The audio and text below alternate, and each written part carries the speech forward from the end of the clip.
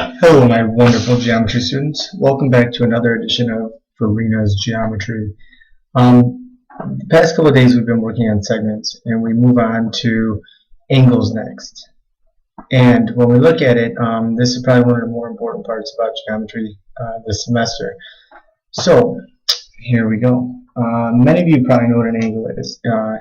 It's basically formed by two rays that share the same endpoint. Now, it's not an opposite ray, it is just you have two rays, alright, share the same endpoint, and they create this here is the angle. Okay, the rays that we have here are called the sides of the angles, alright, and then the big dot where they meet, that shared point, is known as the vertex of the angle. Okay, so when we talk about the shared endpoint, that is what we're talking about, the vertex. And it's very important to know that terminology because I'll refer to it a lot throughout the semester. Now, when we name an angle, there's a couple of different ways. First, you need to know the symbol. This here is a symbol we use for naming an angle. Alright, when we name an angle, so if I draw an angle here, we'll generally have the vertex and 2 points that are on the sides of the angle. So if I say A, B, C, we would name this angle here angle A, B, C. Alright, the key is to note that the vertex of this angle has to be in the middle of the name. Okay, we could also reverse it and name it angle CBA as long as the vertex is in the middle. Now, a lot of times there will be just an angle out by itself, like you see here.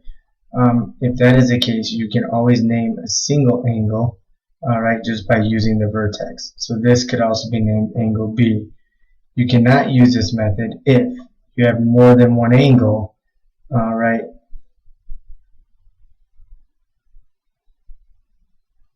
If I have more than one angle here, if I say angle B, which angle am I referring to?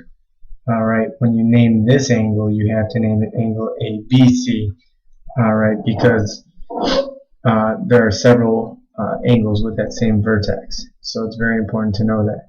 Also, you'll see some diagrams that'll have small numbers written inside that are not in degrees. Those are also the names of angles. So I can look at this and name it angle 1. Okay, so if you see a diagram down below here, you'll sometimes see a 1, a 2, a 3, and a 4. And if I name angle 4, I am referring to this angle here. Okay, so there's 3 ways you can name an angle. Let's look at a couple of examples here. First one you see is use the figure at the right, name the indicated angle in 2 different ways.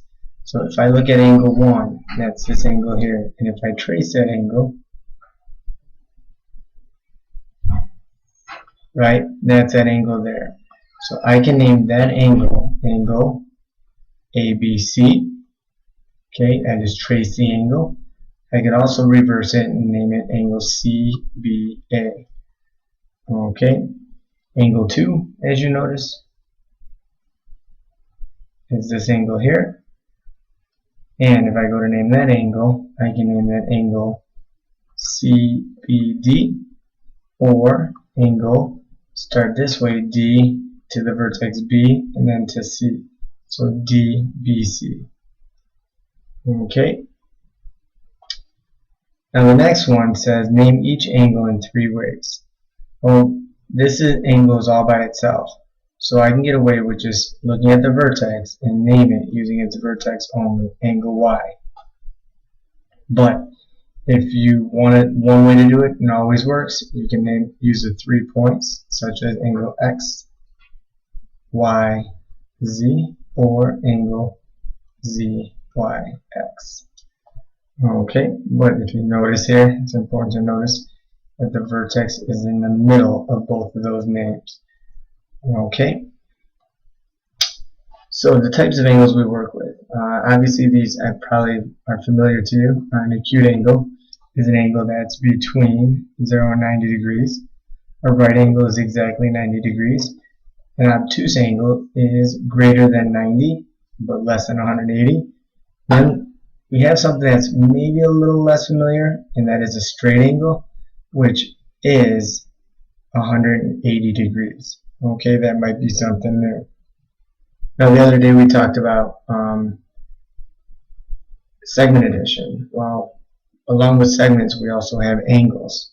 So as we look at the postulate down below, if we take angle AOB, and that's this angle here, and we add angle BOC, this angle here, when we combine those angles, right, we get this angle in here, right, which is angle AOC. So those two angles together will add up to the big angle, angle AOC. Now, the other one, if you look, you have this angle here, angle AOB. But then you also have this angle BOC. Well, if I put an arc in the middle, it starts on line AC and it ends on line AC, which means that's a straight angle. So then, when you look at those two angles will have a sum of 180 degrees. Okay, so we say basically two angles that make a straight line basically is a straight angle or is 180 degrees. So, some examples that use the angle addition postulate. So here, if angle HIJ, okay, and I think labeling is key here, angle HIJ, find HIJ if HID is 48 degrees and DIJ is 120 degrees. Well, if you look, if I take this angle and this angle and combine them, how many total degrees do those add up to? Well, angle HIJ would add up. We would add them together. 48 plus 120 will give you 168 degrees. Okay, the next one's a tad bit different. Okay, if I label the diagram according to what's given, right, you'll see that IJP is 39 degrees. That's this angle here, 39 degrees. Then IJK, that's this big angle here. Alright, and that is 137 degrees. If you look, you see how the red and the blue overlap? What happens is IJP is part of this big angle, which means when we go to find the measure of angle PJK,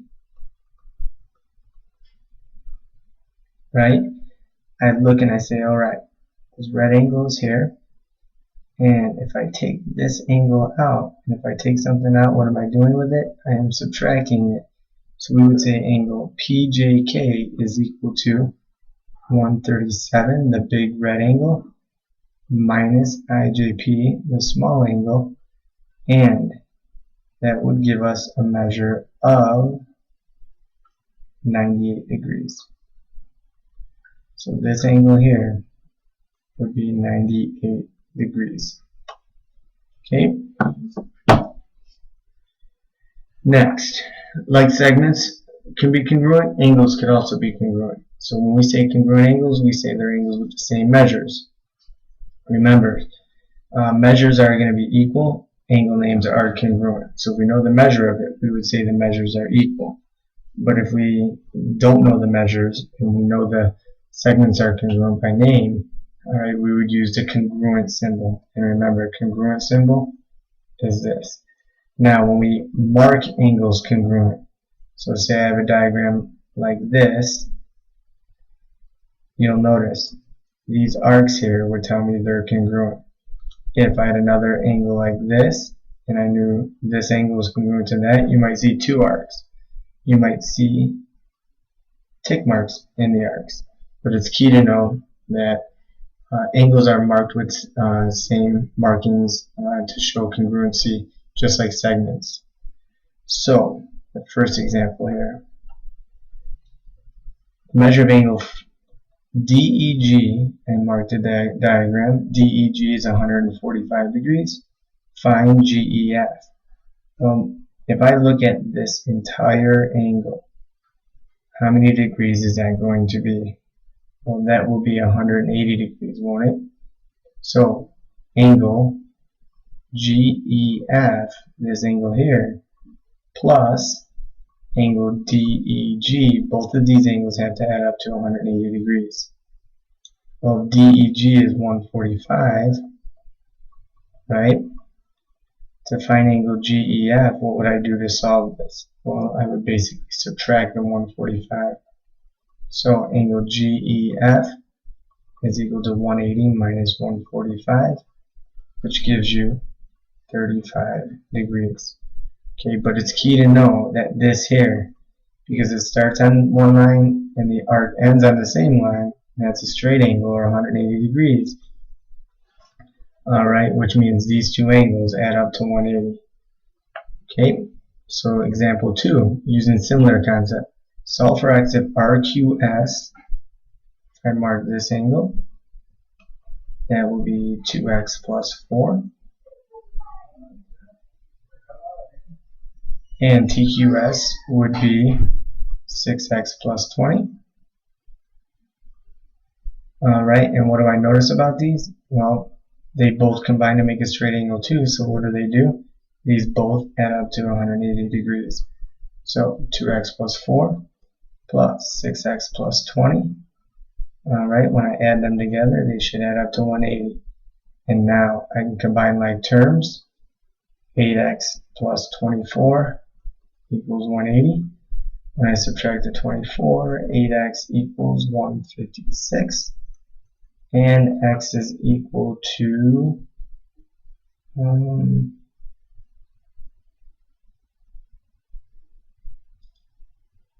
19.5. Okay. I will answer any questions tomorrow, so if you don't understand this, just let me know. Alright, but hopefully it makes sense. Alright, the next one. In this diagram, they tell us AOB is 4x minus 2. Then BOC is 5x plus 10. And COD is 2x plus 14. Remember, when I mark these angles, I trace them. So it's like COD, and that highlights the angle. So now, how do I find each angle measure? Well, to find the angle measures, I have to find x first. So, looking at this whole diagram, what setup can I use? Well, I don't know what two angles add up to, right? But these markings here tell me what about these two angles. They tell me angle AOB is congruent to angle COD. And if two angles are congruent, what do we know about their measures? They are equal to each other. So I would set these angles equal to each other. Okay, that allows me to go ahead and solve for x. So I get 2x equals 16. X is equal to 8. And now to find each of these angle measures, I can go ahead and substitute x in. So 4 times 8 minus 2 gives me 30. Right away I should know COD is going to be 30. And now 5 times 8 plus 10 would give me, this is 50 degrees. Okay. Now the next one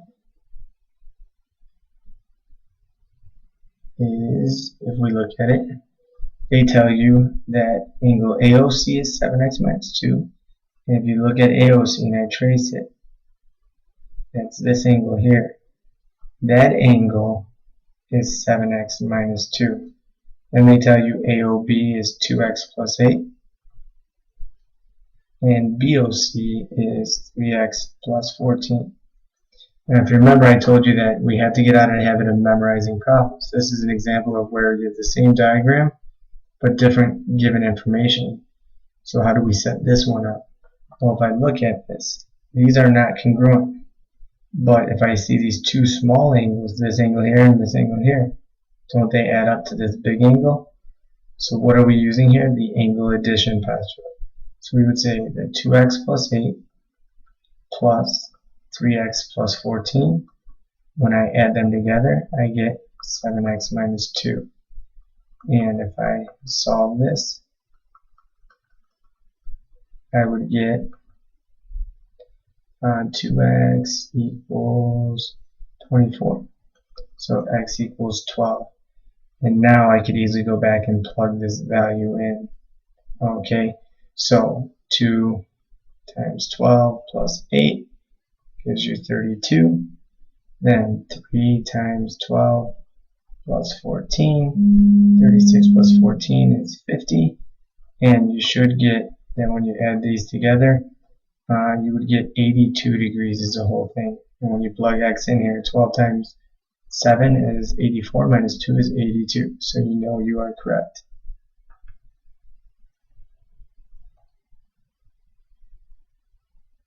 Next, perpendicular lines. We know that two lines that intersect to form right angles, you guys probably have heard that. So I have these two lines, right? When they intersect, at the intersection you'll get a right angle or a 90-degree angle. Okay, remember, a right angle is exactly 90 degrees. We mark it with a little box. Okay, a perpendicular bisector. Well, if I look at perpendicular bisector, two things happen. It says here it's a line, segment, or ray that is perpendicular to a segment at its midpoint. So this intersection point, we'll call it B, right, is the midpoint of this segment, which means perpendicular bisector gives you two things. These segments congruent, and both of these will be right angles. That is a perpendicular bisector. Right angles and two congruent segments. An angle bisector is a ray that divides an angle into two congruent coplanar angles. So if I have this angle and I have some ray that comes through and makes these congruent, this here is known as your angle bisector because it gives you two congruent angles. Okay, its endpoint is the vertex of the angle. So when we look at that, alright, that would be the vertex of the angle. Now sometimes it could be a line, alright, which goes all the way through it, alright, but it goes through the vertex also.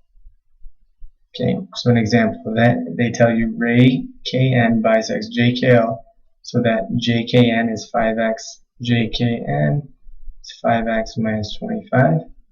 Then NKL is 3x plus 5. Okay, it says solve for x and find this.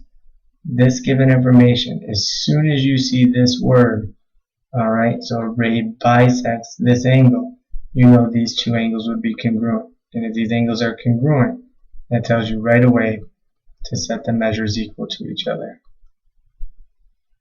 And this allows me to solve for x. 2x equals 30, x equals 15. So now I can plug this back in to find each angle measure. 3 times 15 plus 5, that's 50 degrees. You know they're congruent, so this should be 50 degrees right away. And angle JKN is 50 degrees. Okay, and the last one, using the definition of perpendicular bisector. Two things you have to notice here. Okay, they're telling you DN is a perpendicular bisector. So I mark two things as soon as I see that. So if this is point A and that's point B, I know this segment is congruent to this one. So that right there I know AN is congruent to NB. And I also know that it creates a right angle. So this is a right angle. And at the same time, this is a right angle. So to find x here, well, if this whole right angle is 90 degrees, right, by the marking, I know that these two angles have to add up to 90. So I would say 2x plus 10 plus 3x minus 7 equals 90. So 5x plus 3 equals 90. 5x equals 87. X is 87 over 5. And just leave that as an improper fraction. Now they do tell me that AB is equal to 10. And if AB is equal to 10, I have to know that that point N here is the midpoint because it's a perpendicular bisector. And if these two segments are congruent, the easiest way to find AN is to take the length of segment AB and divide it in half. And that tells you AN would be 10 divided by 2, which is 5.